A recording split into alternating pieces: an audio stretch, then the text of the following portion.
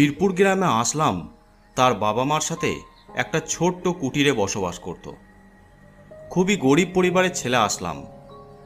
তার অনেক বন্ধু শহরে কাজ করত, মোটামুটি ইনকাম করত। তাদের মধ্যে মারুফ ছিল তার খুব কাছের বন্ধু। ছুটিতে গ্রামে এসেছে মারুফ। একদিন নদীর ধারে ঘুরে বিকেলে বাড়ি ফিরছে। মারুফ বলল, চল তুইও আমার সাথে শহরে চল। এখানে পড়ে থেকে কি করবি? শহরে গিয়ে কোনো না কোনো কাজ ঠিক পেয়ে যাবি। ঠিক বলেছিস, তুই তো সবই জানিস। অনেক কষ্টে আমাদের সংসার চালাতে হয়। আরে সেই জন্যই তো বলছি, তুই ওখানে গিয়ে উপার্জন করলে তোর পরিবারটাও দাঁড়িয়ে যাবে। কালই আমি শহরে যাব, তুই আজ রাতেই সব গোছগাছ করে নে। ঠিক আছে মারুফ। পরদিন আসলাম তার সাথে শহরে চলে গেল। মারুফ তাকে এক জায়গায় ওয়াচম্যানের কাজ জোগাড় করে দেয়। জায়গাটা ছিল লাশ ঘর, শহরের একদম শেষের দিকে। কিরে ভাই, ভয় করবে না তো তোর? তাও আবার রাতে? না রে ভাই, আর অত ভয় টয় নেই। তাছাড়া মাইনেটাও তো বেশ ভালোই দিচ্ছে। 10 ঘন্টা কাজে 15,000 টাকা কে দেয় বল? ঠিক আছে, তাহলে তুই কাজ শুরু করে দে। আজ ছিল আসলামের কাজের প্রথম দিন।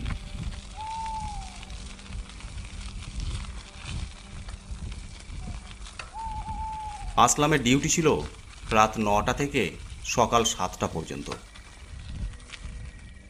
আসলাম ঠিক 10 মিনিট আগে ওখানে পৌঁছায়। ওখানে যে মর্নিং শিফট করত সেই চাচার সাথে দেখা হয়। তাহলে তুমি এসে গেছো?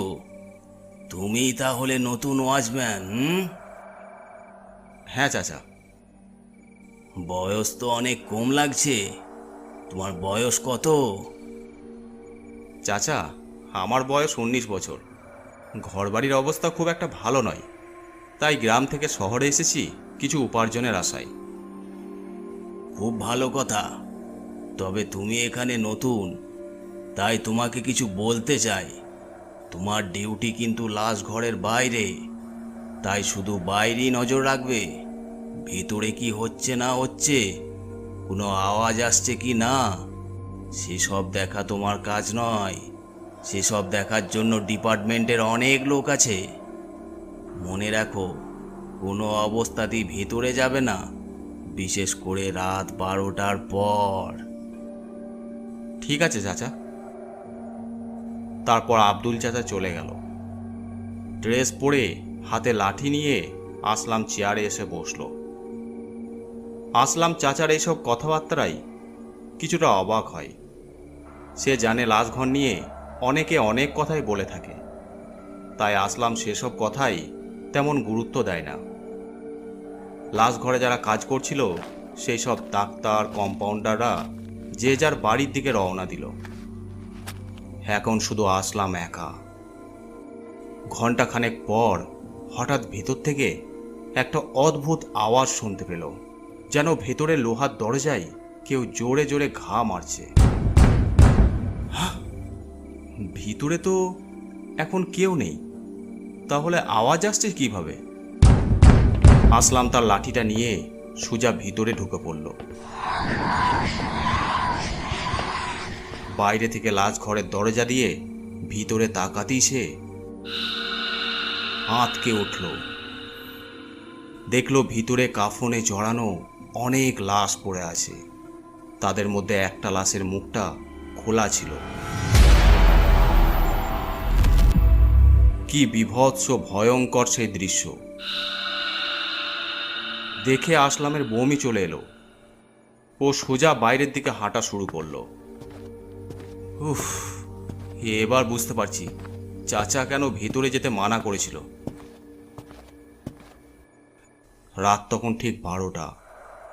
আসলামের চোখ জড়িয়ে এসেছে, ঘুমিয়েও গেছিল। হঠাৎ আবার সেই রকম আওয়াজ শুনতে পেল। উফ, আবার আবার আওয়াজ। এবার আর ভিতরে যাচ্ছি না। আসলাম উঁকি মেরে দেখলো, কিন্তু কিছুই দেখতে পেল না। সেই ভিতরেই যেতে হবে দেখছি। এগিয়ে গেল বারান্দা দিয়ে। লাশ ঘরের দরজা দিয়ে ভিতরে তাকাতেই দেখলো কেউ একজন লাশ কাটা ঘরের লকার খুলে লাশের সাথে কিছু একটা করছে, যেন খাচ্ছে। এই কে কে তুমি? কি করছো ভিতরে? কিন্তু সে কোনো উত্তর দিল না।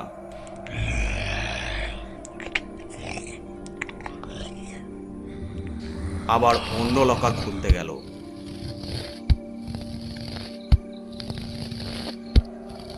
এই কে তুমি? শুনতে পাচ্ছ না? শুনতে পাচ্ছ না কি বলছি? দাঁড়াও।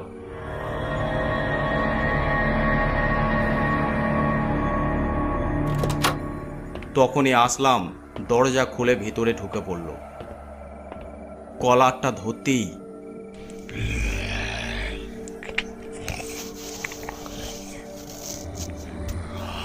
সে আসলামের দিকে তাকালো। আসলাম দেখলো এটা আর কেউ নয়, সেই ভয়ঙ্কর বিভৎস লাশটা যেটা সে একটু আগে দরজা দিয়ে দেখেছিল। এ কি করে সম্ভব? সে হাসতে হাসতে আসলামের দিকে যেতে লাগলো।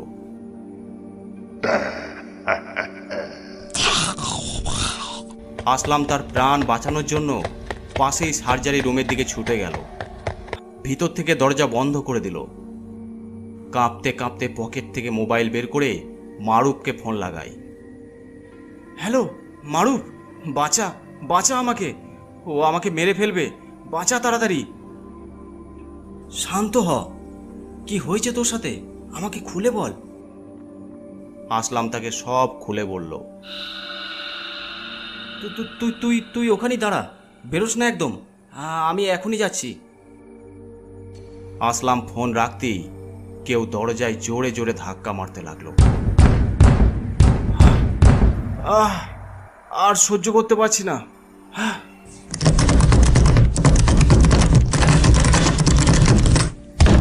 আসলাম দুহাত দিয়ে তার কান চেপে ধরল। পিছনে কারো হাসির শব্দ এলো। আসলাম আস্তে আস্তে পিছন ফিরে দেখে তার ঠিক পিছনে সেই ভয়ঙ্কর লাশটা বসে আছে। এ কি করে সম্ভব? বাঁচাও বাঁচাও আমাকে। আসলাম তাড়াতাড়ি দরজা খুলে ছুটতে লাগলো। এবার সে যা দেখলো তাতে তার হৃৎপিণ্ড বন্ধ হয়ে যাবার জোগাড়। লকারের ভিতর থেকে সব ডেড বডি বাইরে বেরিয়ে এসেছে। আমাকে যেতে দাও, আমাকে যেতে দাও, এখান থেকে আমাকে যেতে দাও দয়া করে।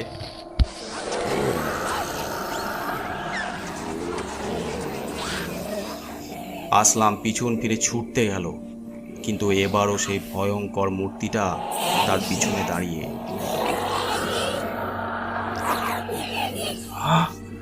ছেড়ে দাও আমাকে, বাঁচাও বাঁচাও। কিন্তু কেউ তার আর্তনাদ শুনতে পেল না। সব ডেড বডিগুলি চারিদিক থেকে তাকে ঘিরে ধরল।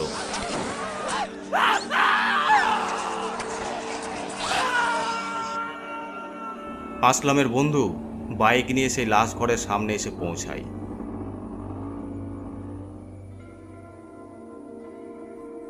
আসলাম, আসলাম।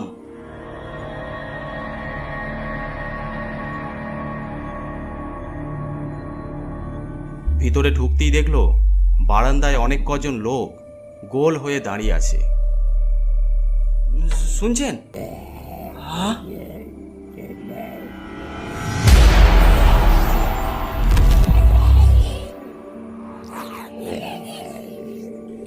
তারা এগিয়ে আসতেই দেখে আসলামের ক্ষত বিক্ষত লাশ ওখানেই নিচেতে পড়ে আছে। ওখানেই নিচেতে পড়ে আছে।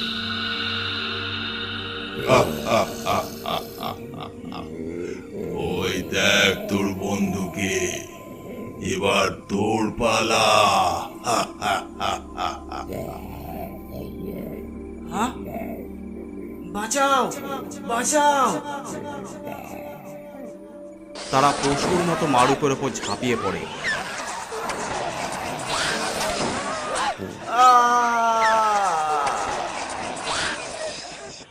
পরদিন সকালে ওখানে যারা কাজ করে তারা দেখলো সব লাশ ঠিক আছে। আরে সেই নতুন ওয়াচম্যানটা কোথায় গেল? আর এটা কি করে হলো? সব লকার কে খুলে রেখেছে? ও একে একে সব লকার বন্ধ করছিল, আর তখনই একটা লকারের ভিতর দেখতে পেল দুটো নতুন লাশ। একটা আসলামের, অন্যটা তার বন্ধু। ডাক্তার সাহেব, ওই ওয়াচম্যান তো মারা গেছে। চাচা ডিউটি দিচ্ছে।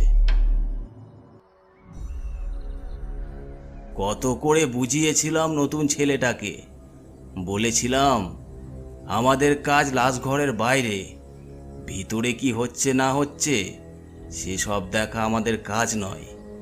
কিন্তু আজকালকার ছেলে আমাদের কথা শুনলে তো। তাহলে কি ছিল সেই লাশ কাটা ঘরের রহস্য? কেন অনেক ওয়াচম্যান কাজ করতে এসে এখানে নিজেদের প্রাণ হারিয়েছে? কি তার রহস্য? সেদিন আব্দুল চাচার কাছে ডিপার্টমেন্টের এক অজানা লোক এলো। বলল, আজকে আপনাকে এখানেই থাকতে হবে। আপনি তো জানেন নতুন ওয়াচম্যানের সাথে কি হয়েছে।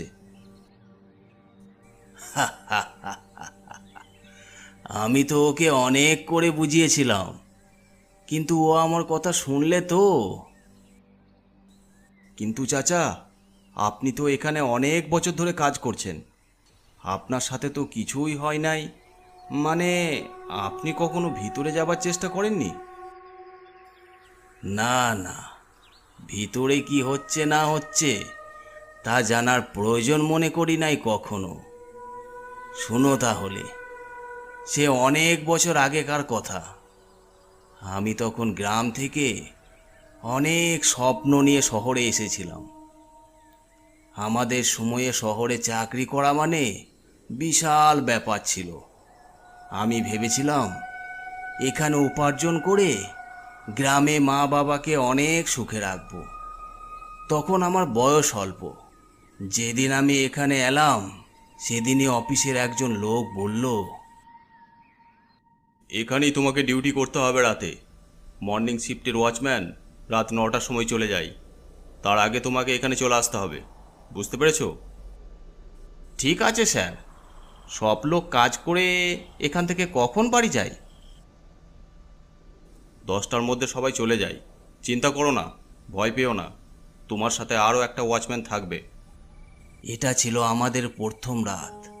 আমি আর রশিদ ড্রেস পরে ডিউটি করতে লেগে গেলাম। আরে রশিদ ভাই, বসো বসো, কেউ আসবে না এখানে। এই লাশ কাটা ঘরে চুরি করার মতো কী বা আছে? এটাই তো আমাদের কাজ।